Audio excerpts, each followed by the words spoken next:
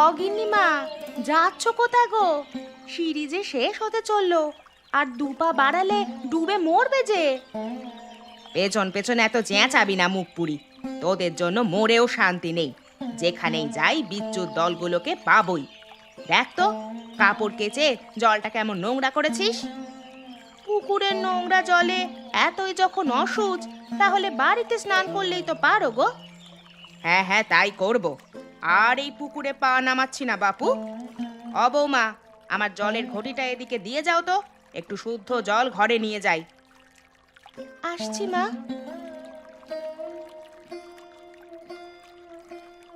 আরে আরে আরে, বৌমা, ওদিকে কোথায় যাচ্ছ? জানো না ওদিকের ঘাটটা ভাঙা? কিন্তু মা তো ওদিকেই দাঁড়িয়ে আছে বৌদি। বৌমা, তুমি ওর সাথে কথা বলে শুধু শুধু সময় নষ্ট করো না তো। আমার বাড়ি যেতে হবে, ঘটিটা দিয়ে যাও। হ্যাঁ মা, আমি এক্ষুনি আসছি।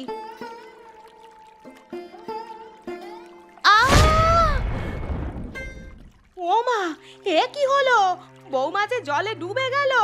অগিন্নিমা, তোমার বউ যে জলে ডুবলো গো। হায় হায় হায় হায়, এ কি হলো রে? বউ যে জলে ডুবে গেল। এই এই, কে আছিস? এক্ষুনি এদিকে আয়, আমার বৌমা জলে ডুবে গেছে।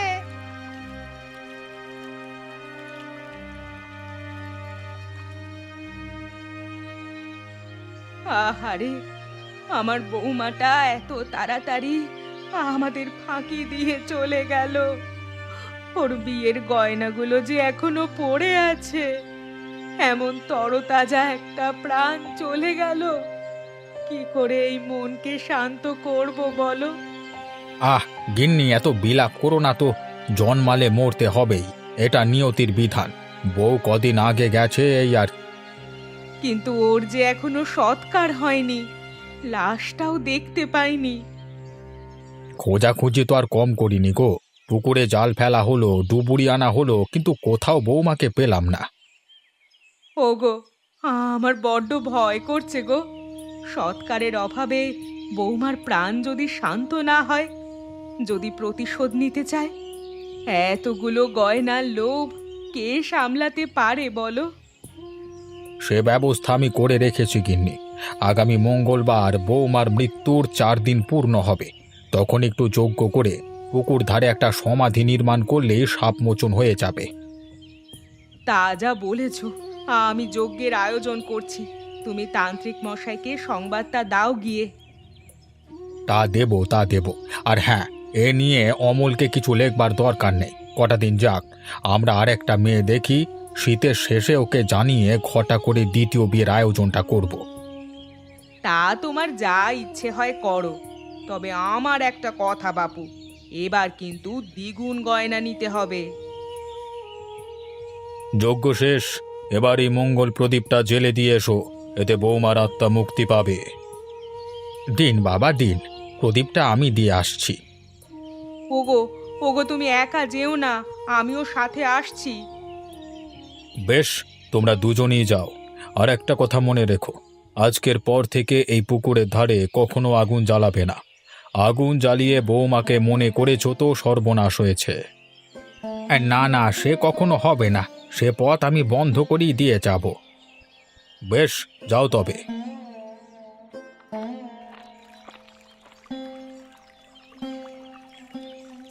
সে কি অলক্ষণে কাণ্ড গো! প্রদীপটা এভাবে নিভে গেল কেন? কি জানি গিন্নি, কিছুই তো বুঝতে পারছি না, ডুবেও গেছে দেখছি। বাবাকে এক্ষুনি বিষয়টা জানাতে হবে। না না না, ওনাকে জানিয়ে কাজ নেই। উনি শুনলে দোষ কাটানোর জন্য আবার প্রণামী দাবি করবেন। এত টাকা আমি দিতে পারবো না বাপু। বেশ, তাহলে থাকো তোমার টাকা নিয়ে, আমি গেলাম। এতগুলো গয়না পেয়েও তোমার শান্তি হলো না কো? এখনো টাকা টাকা করছো। আমগুলো খেতে খুব মজা, তাই না জয়া? হ্যাঁ রে, মুখুজ্জেদের বাগানের আমের স্বাদই আলাদা। জামগুলো দেখেছিস কেমন মিষ্টি? সেবার দুটো কুড়িয়ে পেয়েছিলাম। ও মা, হাতে নিতে না নিতেই দেখি বুড়িটা এসে হাজির, বলে কিনা জামগুলো দিয়ে দিতে। যা স্বভাব হয়েছে না ওই বুড়িটার। নতুন বউটাও এমন, গায়ে কাউকে দেখতে পারে না। তবে আগের বউটা অনেক ভালো ছিল। শুনেছি খুব ভালো রাঁধতে পারতো, আর মানুষকে খাওয়াতেও মন খুলে। খাওয়ার কথা শুনে তো আমার জিভে জল চলে এসে গেল রে। ইস, কতদিন ভালো মন্দ কিছু খাই না। বেশ, তো চল না একদিন সবাই মিলে বনভোজন করি। বনভোজন করবি? তা রান্না করবি কোথায় রে? আর খাবি বা কোথায়? বারে, এত সুন্দর এই জায়গাটি থাকতে আর কোথায় করব? ঘাটটি একদম পাশেই, ওখান থেকেই জল নিয়ে আসা যাবে। আর হাঁস মুরগি, সেটা কোথা থেকে নিবি? সেটা আমার উপর ছেড়ে দে না। আমাদের খোঁয়ারে অনেক হাঁস মুরগি আছে, সেখান থেকে দুটো নিয়ে নিলেই হবে। বেশ, আমি তবে চাল ডাল নিব, অন্যরা বাকিগুলো জোগাড় করবি। অপু, অপু, এই দুপুরবেলায় কোথায় বসে আছিস বাছা? কতবার বললাম এই ঘাটটা ভালো নয়, ভালো নয়। মাকে ছাড়া আসবি নে, আবারও চলে এলি একা একা। একা কোথায় মাসিমা, আমরা তো আছি। আমরা আছি? তোরা কত বড় হয়েছিস রে? সাঁতার জানিস কেউ? আর জানলে কি হবে? এত তরতাজা একটা মানুষ চোখের সামনে ডুবে মরল, কেউ কিচ্ছুটি করতে পারলো নিকো। ওই মুখুজ্জে বাড়ির বউটার কথা বলছো? সে তো কবেকার ঘটনা, এখন সেরকম কিছু ঘটবে না। বললেই হলো, যদি অলক্ষণে কিছু ঘটে বসে। আয় বাবা, আর তোর এদিকে থাকার দরকার নেই। মাসিমা, বলছিলাম কি, আমরা সবাই মিলে বনভোজন করতে যাচ্ছি।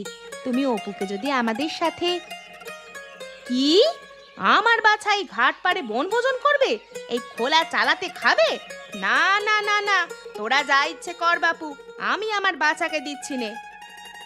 বেশ অপু, মাসিমা যখন মানা করছে তখন তোর আর আসার দরকার নেই। আমরা তিনজনেই না হয়। তোরা তিনজনে বনভোজন করবি? ওরে মুখ পুরি দাঁড়া, আমি এক্ষুনি তোর মাকে গিয়ে বলছি। বলো গিয়ে, মা আমায় আটকাবার কি? আমি ঠিক চাল ডাল নিয়ে চলে আসব। কি দোষী মেয়ে রে বাবা, গুরুজনদের মুখের ওপর কথা বলে। তোদের যা ইচ্ছে কর বাপু, আমার অপুকে তোদের সঙ্গে দিচ্ছি না। আয় বাছা, আয়।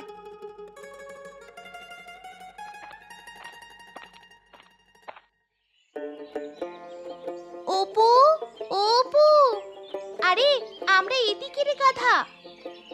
সে কি, তোরা এখানে কেন? তোকে নিতে এলাম, বনভোজন করবি না তুই? না রে, মা দেবে না। আরে মাসিমা কিচ্ছু জানতে পারবেন না, তুই লুকিয়ে চল না। কে রে? কে এলো? কার সাথে কথা কইছিস অপু?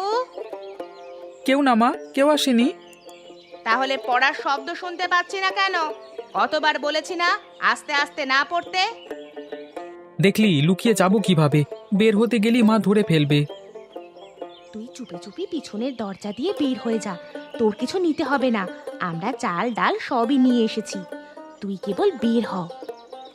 আচ্ছা দাঁড়া, দেখি বের হওয়া যায় কিনা। এসেছিস? চল, অন্যরা দিঘির ধারে অপেক্ষা করছে। তাই চল, মা দেখে ফেলবার আগেই কেটে পড়ি। দাঁড়া অপু, কোথায় যাওয়া হচ্ছে শুনি পড়াশুনো রেখে? মানে মা, ওরা সবাই বনভোজন করছে, তাই একটু। তাই বলে মায়ের চোখ ফাঁকি দিয়ে যাচ্ছিস কেন রে? আমি কি তোকে কোনো কিছুতে বাধা দিয়েছি? তুমি না সেদিন বললে ও বনভোজন করবে না, তাই আমরা তোমাকে বলতে সাহস পাইনি। ইস, সাহস পাইনি? যখন রাত দুপুরে বনে বাজারে ঘুরে বেড়াস তখন সাহস কোথা থেকে আসে পোড়ামুখী? তোরা দাঁড়া এখানে, আমি চাল ডাল সব এনে দিচ্ছি। সে কি রে, মাসিমা এত ভালো হলো কবে থেকে? আর চাল ডাল সব দিয়ে দিচ্ছে। সত্যি রে অপু, আমাদের বাবা মা যদি এভাবে বললেই রাজি হয়ে যেত, তাহলে আর চুরি করে এসব জোগাড় করতে হতো না। চুপ চুপ চুপ, ওই যে মাসিমা আসছে। এই নে, এর মধ্যে সবকিছু আছে। রান্না করতে পারবি তো তোরা? হ্যাঁ পারবো, আমি তো বাড়িতে রোজ রান্না করি, ওসব আমার এক হাতের কাজ। বেশ, তবে আমি আজ খেতে যাব, আমার জন্য খাবার রাখিস কিন্তু। ঠিক আছে মাসিমা, তুমি দুপুর গড়ালেই চলে আসবে, তখন আমাদের রান্নার কাজও শেষ হয়ে যাবে। যা তবে, সকাল তো ফুরিয়ে এসেছে, কাজ শুরু করে দে গিয়ে।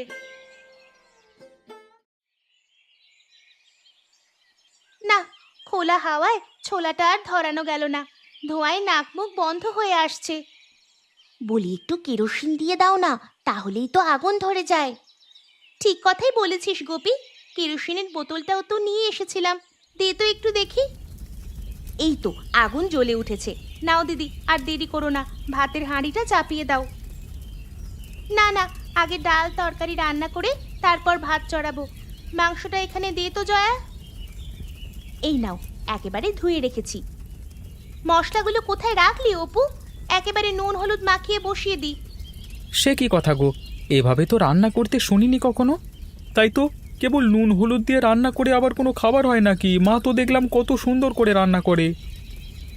আমি কি আর মায়েদের মতো এত রান্না পারি? আমাদের কোনোভাবে খেতে পারলেই হলো। মা বলেছিলেন মুখুজ্জে বাড়ির বউটা নাকি খুব চমৎকার রান্না করতে পারতেন। ইস, বউটা যদি এতদিন বেঁচে থাকতো তাহলে নিশ্চিত এ সময় ঘাটে কাপড় কাচতে আসতো, আর আমাদের বনভোজনের রান্নাটাও করে দিয়ে যেত। এই রে, বলতে না বলতেই ঘাটে খেয়ে চলে এলো। এখন মুখুজ্জে গিন্নিকে বলে দিলেই কাজ হয়েছে। আমি ওদিকে চাই ফেলে এসেছি কটা মাছ ধরবো বলে, এভাবে জল নাড়ালে একটা মাছও যে থাকবে না। ওমা, এই যে দেখছি নতুন বউ, একে আগে তো কখনো দেখিনি। তাই তো, এই কন্যাকে আগে তো কোনোদিনও গায়ে দেখিনি। ওগো, ওগো শুনছো? তুমি কোন বাড়ির বউ গো? আমাকে বলছো? হ্যাঁ গো হ্যাঁ, তোমাকে আগে কখনো তো এধারে দেখিনি।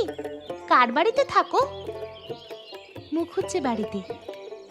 মুখুজ্জে বাড়িতে? কই, কখনো তো তোমাকে দেখিনি। দেখবে কি করে? আমি যে তোমাদের সামনে কখনো আসিনি, কিন্তু তোমাদের আমি প্রতিদিন দেখি। তা কি রান্না করছো তোমরা? আমরা হাঁস মুরগি রান্না করছি, কিন্তু কিভাবে রান্না করতে হয় তা জানি না। আহারে, এতটুকুন ছেলেমেয়েগুলো বনভোজনে এসে খাবার নষ্ট করছে। আমি তোমাদের রান্না করে দিলে তোমরা খাবে তো? কেন নয়, তুমি দিলে তো আরো ভালো হবে। হ্যাঁ গো, আমাদের কষ্টটাও কমে যাবে। বেশ, আমি আসছি তবে। না, কেউ নেই। চটপট রান্নাটা এবার সেরে ফেলি। এই রে, এত কষ্ট করে ছোলাটা ধরালাম, আবার দেখছি নিভে গেছে। এদিকে বৃষ্টিতে ভিজে কাঠগুলোও চুপসে গেছে। সে নিয়ে চিন্তা নেই, আমি আগুন জ্বালিয়ে দিচ্ছি।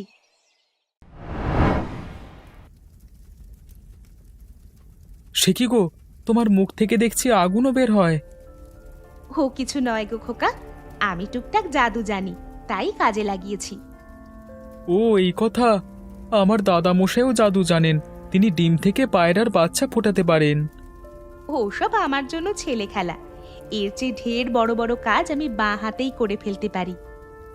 তাই নাকি? তাহলে দেখাও দেখি একটা। কি দেখতে চাও বলো? আমাদের মাছ ভাজি খেতে ইচ্ছে করছে। তুমি কি জাদু দিয়ে মাছ ভাজি তৈরি করতে পারবে? কেন নয়, যাও এক্ষুনি গিয়ে পুকুর পাড়ে দেখে এসো, তোমাদের জন্য মাছ ভাজি তৈরি হয়ে আছে। সত্যি বলছো নাকি মিথ্যে বলে আমাদের শুধু শুধু হয়রানি করাবে? মিথ্যে না গো, সত্যি বলছি। আমার কথা বিশ্বাস না হলে গিয়েই দেখে আসো। চল তবে দেখে আসি সত্যি সত্যি মাছ ভাজা আছে কিনা। চল চল।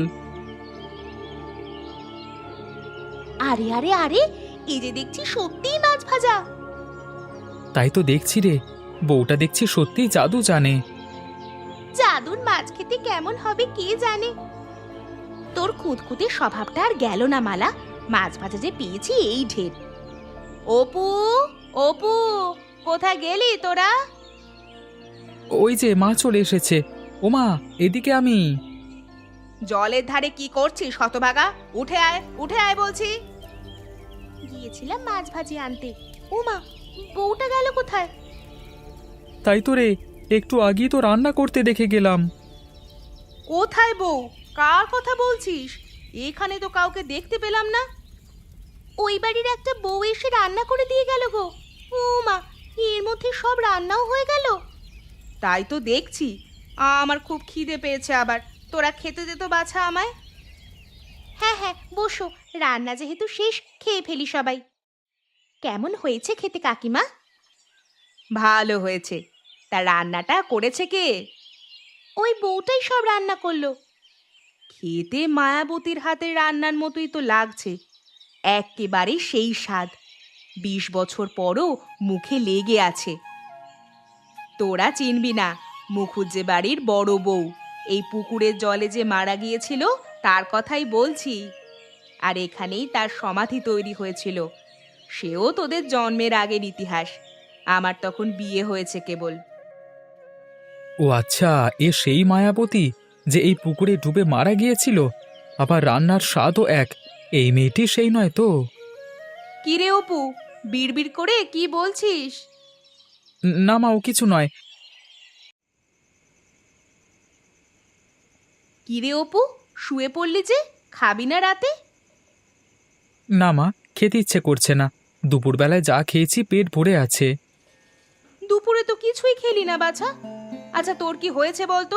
তখন থেকে দেখছি মনমরা হয়ে বসে আছিস আর কি সব ভাবছিস। তেমন কিছু না মা। আচ্ছা, ওই বউটা যখন জলে ডুবেছিল তখন কি তুমি ছিলে সেখানে? মায়াবতীর কথা বলছিস? হ্যাঁ রে, আমি তো ঘাটেই ছিলাম। চোখের সামনে বউটা ডুবে গেল, কিচ্ছু করতে পারিনি। গিন্নিমা ওর পাশেই ছিল, এক হাত কাছেই। জলজ্যান্ত একটা মানুষ এভাবে ডুববে কেন? উনি কি সাঁতার জানতেন না? তা জানতো, কিন্তু তুই এত কিছু জিজ্ঞেস করছিস কেন বাছা? কি হয়েছেটা কি তোর? কিছু না মা, এমনি জিজ্ঞেস করলাম। অনেক হয়েছে, নে এবার খেতে আয়, ভাত ঠান্ডা হয়ে যাবে।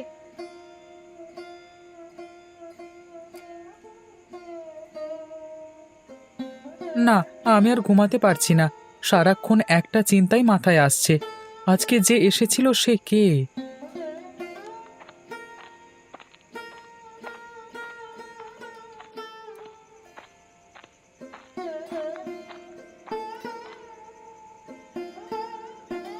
আমি পুরোপুরি নিশ্চিত ঘাটে দেখা সেই বউটি মায়াবতী।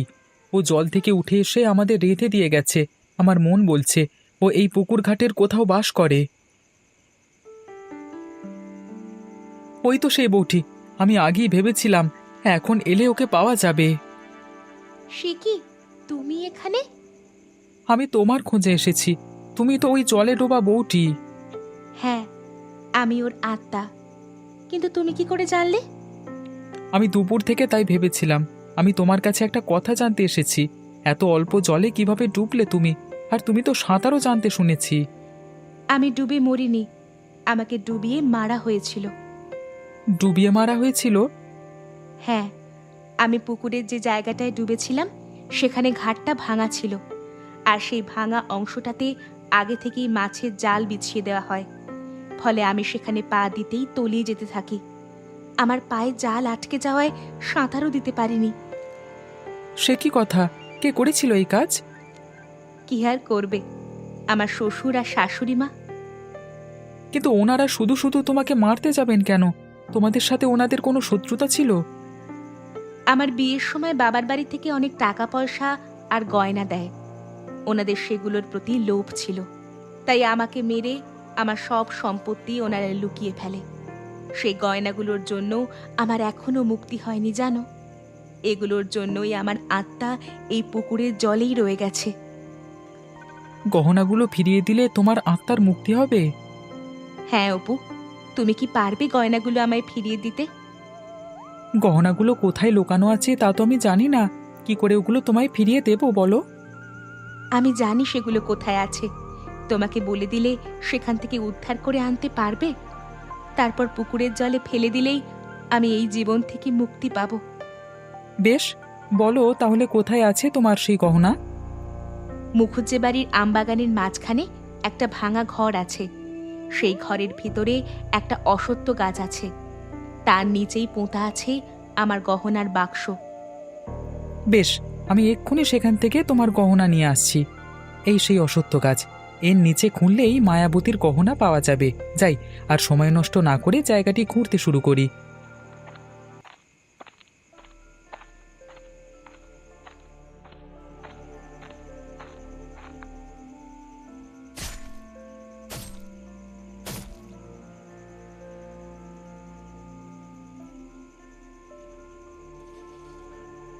এই তো সেই গহনার বাক্স। এটাই মায়াবতী এতদিন খুঁজছিল। যাই, এবার এটা পুকুরের মধ্যে ফেলে দিয়ে আসি, তাহলেই মায়াবতীর আত্মা মুক্তি পাবে।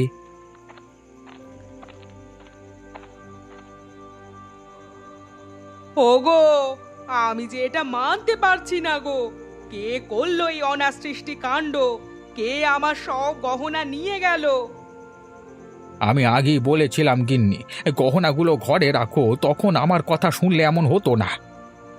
বাড়ি ঘরে ডাকাত পড়ে দেখে আমি এই বুদ্ধি এঁটেছিলাম। আমি কি জানতাম নাকি ডাকাত এত কিছু যে চিনে ফেলেছে? এখন আর আফসোস করে কি হবে বলো? যেভাবে এগুলো পেয়েছি সেভাবেই চলে গেছে। ও মুখুজ্জে মশাই, আপনি এখানে? আর ওদিকে যে সর্বনাশ হয়ে গেছে। কি আর সর্বনাশ হবে? আমার যে সব লুট করে নিয়ে গেল রে গোপী। তোমার গহনার কথা রাখো, বাড়িতে পুলিশ এসেছে। পুলিশ? সে কি কেন?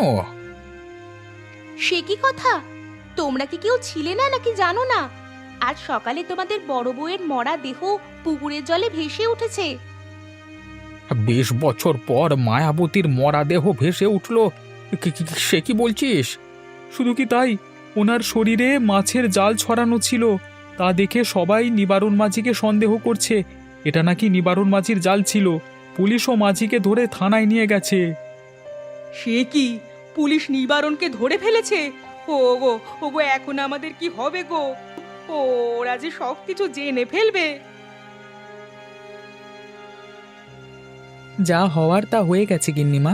নিবারণ সব স্বীকার করে দিয়েছে। ওই জাল যে আপনারা তাকে দিয়ে পুকুর ঘাটে ফাঁদ পাতিয়ে রেখেছিলেন, তা এখন গায়ের সবাই জানে। কি? সবাই জেনে গেছে? ওগো, এ কি অলক্ষণে কাণ্ড হলো গো! এত সাবধানে যে কাজ করেছিলাম, এত বছর পর কিভাবে তা বের হলো?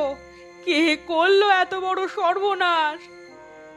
এখন আর কেঁদে লাভ হবে না গিন্নিমা। তুমি না বলতে সত্য কোনোদিন চাপা থাকে না। এখন হাতে নাতে তার প্রমাণ পেলে তো।